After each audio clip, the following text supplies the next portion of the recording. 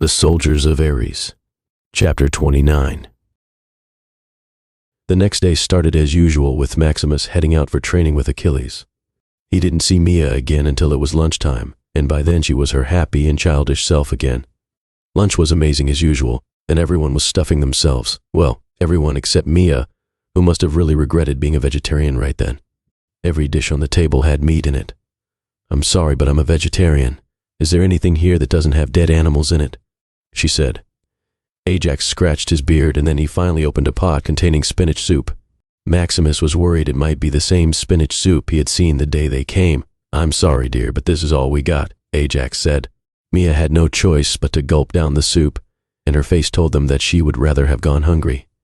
But other than that, Mia was doing fine in the castle.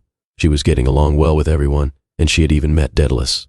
Daedalus, being the kind old man that he was, did not mind having her along on their journey. "We were missing a feminine touch in our little group," he had said. Mia seemed to be enjoying herself too. She didn't seem to have had a proper place to stay in for a while. She spent most of her time with Hedger playing video games. The next couple of days went by fast. Maximus got busy with his training again.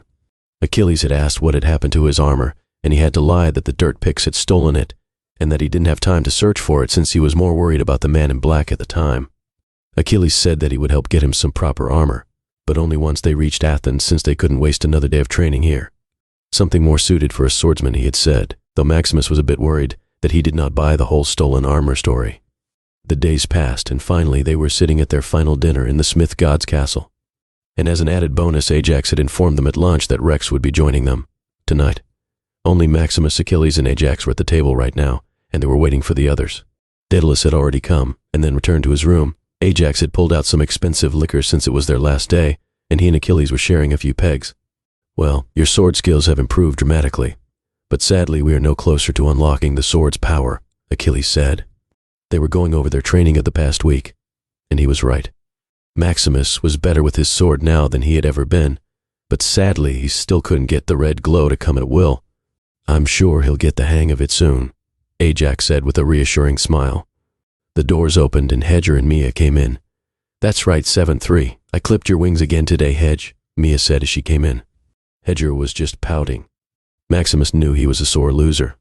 "Hey guys," Mia said to them, "another victory to me. Wish you guys could have joined us." They had been playing the entire day while Achilles and Maximus were training. Ajax was busy adding the final touches to the truck, but Maximus had to agree it would have been interesting to watch Achilles and Ajax play video games.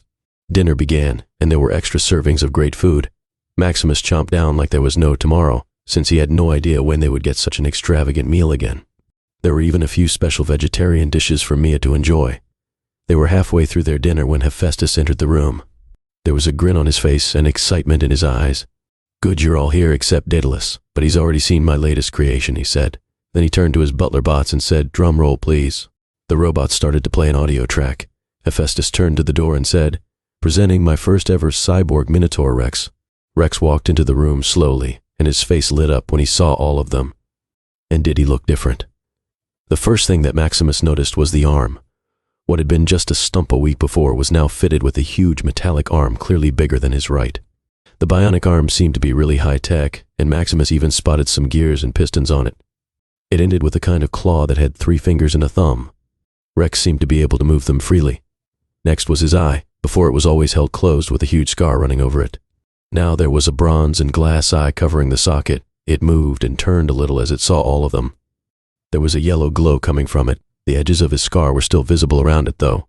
Finally, his damaged horn seemed to have been replaced by a shiny new metal one, the same size and shape of the other one. In all, he looked like a real force to be reckoned with, even more than a regular minotaur. "So fellas, what do you think?" Rex asked. "That you look like something born when a cow marries a refrigerator," Hedger said. Rex went over and bonked him on the head with his new arm for this, but Hedger was still laughing. "You look amazing, man," Maximus said. "The parts are not just for looks, see? They're multifunctional. Show them, Rex," Hephaestus said. Rex nodded and put his bionic hand up, and it began to transform, just like the Smith God's legs. First it changed into a hammer that could easily break bones. And then a few seconds later, that was replaced by a gun with a pretty long barrel. Now, the arm has 3 modes: the claw, the hammer, and the gun. And as you have just seen, he can shift between them at will, just by thinking about it. Rex shifted the arm back to claw mode. Now the eye's like that too. First the binocular mode, Hephaestus said. Rex's new eye popped its lens out a bit, like a zoom function on a camera. Then we have night vision, the smith god said next, and the eye's glow turned green. And finally, as an extra feature, I've synced the eye with his gun mode, so that he can aim with better precision, Hephaestus concluded. Rex changed his arm to a gun again, and this time his eye turned red. Maximus noticed a crosshair also appeared inside his lens. Everyone moved around, checking Rex's new attire. Hephaestus seemed happy to see everyone admire his latest work. Rex, on the other hand, was just glad to feel complete again. Maximus was happy for him too. He couldn't think of anyone who deserved better. They all sat down to eat after that. And once they did, Rex said, "And who are you?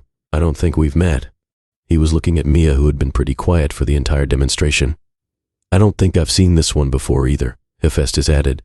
Before Mia could respond, Hedger said, "That's easy. She's Max's new girlfriend." Maximus and Mia were sitting on either side of Hedger, and both of them stamped him on his tail at the same time. Hedger yelped in pain. "What, you're kidding?" Rex said, shocked. Maximus felt a bit insulted that the idea of him having a girlfriend was so shocking. "He is. My name is Mia Damocles, and I'll be joining you till Athens," Mia said. Maximus went ahead to explain all that had happened while Rex was stuck in the lab. After hearing everything, Rex said, "Well, happy to have you on board, Mia," with a smile. They enjoyed their final dinner there, and it was getting pretty noisy. Ajax and Rex were pretty drunk now, and they started to sing. It was like hearing frogs choking on themselves, but it was still fun to watch. After a while, most of them joined in as well, and by most he meant everyone except Achilles, who just watched with a smile. Once it was past midnight, everyone decided to turn in for the night. "Now, I want everyone to be on high alert. From tomorrow the soldiers are still after us, and this time they probably have their champion with them," Achilles said. "Who's Mars's champion?" Mia asked. Maximus had already told them that Ares was after them. The information had made her somewhat nervous, but she still decided to go with them. "It's a ruthless barbarian called Diomedes. He's a real piece of scum," Rex told her. Suddenly Ajax banged on the table. It shook madly, and Maximus was sure another one like that would break it. "I will not let you insult my friend like that," Ajax said angrily. The others were all confused and worried whether Ajax had got a bit too drunk. But Achilles said, "Calm down, Ajax. He's not talking about our Diomedes. This one used to be a barbarian king. They merely have the same name." Ajax listened to this and sat down again and said, "Well, why didn't you say so?" and gave them a drunken smile. Then he went back to singing some ancient war song, but the words weren't very clear. Soon after that, they all left for bed. Well, Rex had to be dragged to his room, but Ajax could still amazingly walk. But Maximus wasn't sure he might reach his room, though. After dropping off Rex along with the others, Maximus headed back to his room to sleep in that bed for the last time. A familiar darkness came to him, and he knew it was time for another meeting with the voice. "Hey, you there," he shouted. "No need to be so loud, child, I can hear you," the voice said. Maximus looked around, and there was still nothing to look at. "So what is it now?" he said. "Nothing at all. I merely wanted to tell you how grateful I am for what you did. The energy from Mount Etna has helped greatly," the voice said. Maximus didn't know what to say to that. "Welcome, I guess, but there's really no need for that. We had a deal right, and I was just keeping my end of it." "Yes, I understand. But still I have met many who do not value their words. But I see you are different," the voice said. Maximus didn't mind the praise. He had killed a basilisk for the guy after all. "So any new visions for me this time?" he asked. "Yes, well, about that, I don't think it would be wise for me to show you more at the time. There is a reason why we could not see Ares' master. He had powerful magic guarding his identity. Sadly, I do not have the strength to break through at the moment, and if I were to risk it, my identity might be revealed. And that is something I cannot risk yet," the voice explained. Maximus nodded, not sure if the voice could see him.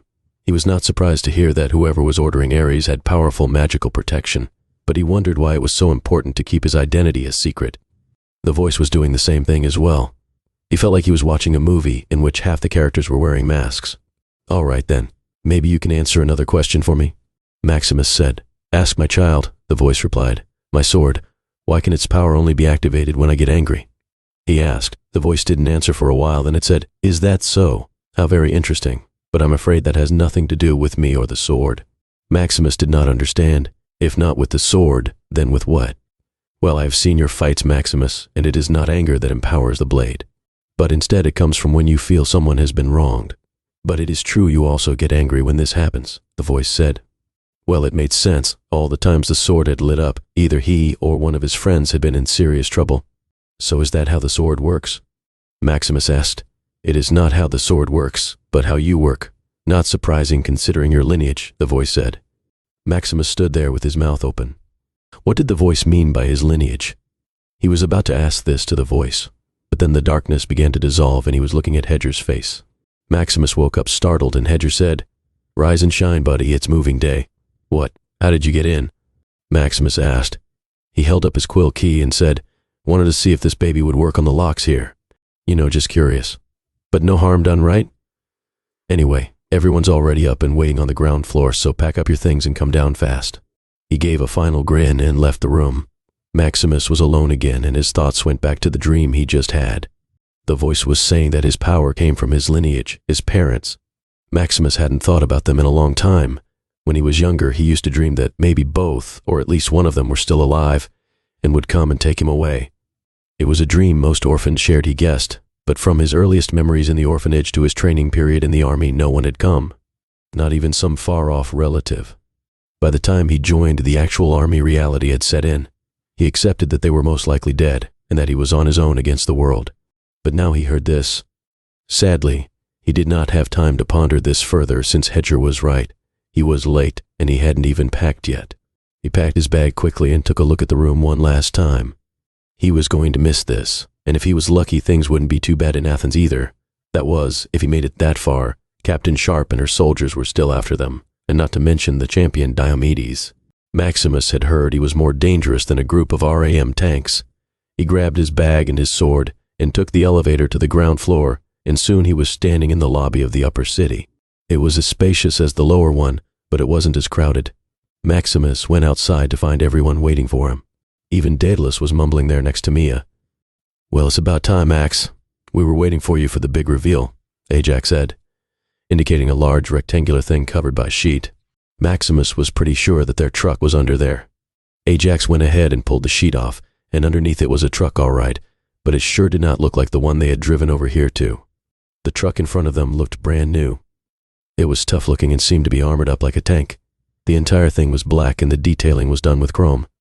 Its wheels were huge and looked like it could plow through a minefield without flinching. It looked like a war machine rather than a transport truck now. It also had a raised hood, powerful headlights, and a dual exhaust system. Ajax looked at all of them standing there with their mouths open. "Judging by your expressions, I'm guessing you like it," he said with a grin. "You really outdid yourself, brother," Achilles said.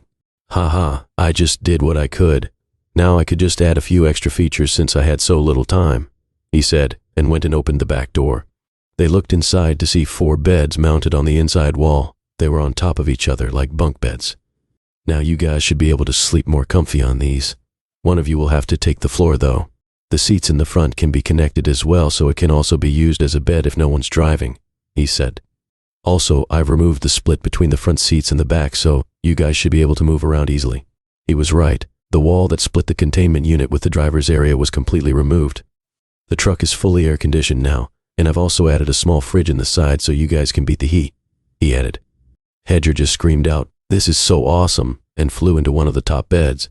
"This is what you did with little time. What would you have done if you had more?" Added a deluxe spa. Rex asked in disbelief, and Ajax just smirked at him. "Now, there's just one more thing to show," he said. He went over to the driver's seat, and underneath the steering wheel was a switch. He flicked it, and 2 compartments opened up. On either side of the hood and out them, a couple of very large cylindrical guns popped out. Maximus had seen these guns before. They were called Gatling guns, or mini guns, though there was nothing mini about it. "These are just in case you run into some trouble. But I'm hoping you won't have to use them," Ajax said, and Achilles nodded. Once they had all finished admiring the truck, Ajax said, "Maximus, come with me, would you? I have a few supply crates for you guys in the back. Just help me carry them into the truck."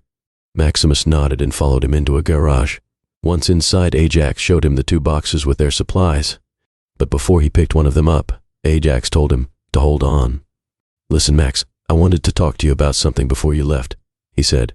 Maximus turned to him to listen. "Well, the thing is, and I don't know why, but Achilles seems to have taken a special liking to you," Ajax said. Maximus was not sure how to respond. "Are you sure?" he said. Ajax nodded. "Now listen to me. Achilles is like a brother to me. And this is good, I haven't seen him connect with anyone for years now. He kept wandering on his own ever since the war. Maximus nodded to show he was listening. But somehow he has decided to trust you and your friends. And I haven't seen him train someone since, well, Pat, Ajax said. You mean Patroclus, his brother? He asked. They were cousins, but they were actually closer than brothers. When he died, it changed Achilles. He turned sadder and more serious. He had lost the cocky attitude he had brought with him when we first met. For a time, rage was all that consumed him, but after the war ended, that left him too. He just lost interest in everything. Glory, wealth, and power all turned into nothing to him. It didn't help that almost everyone else he knew, and every woman he loved, also died around him, Ajax said. Maximus just stood there silently, not sure on what to say.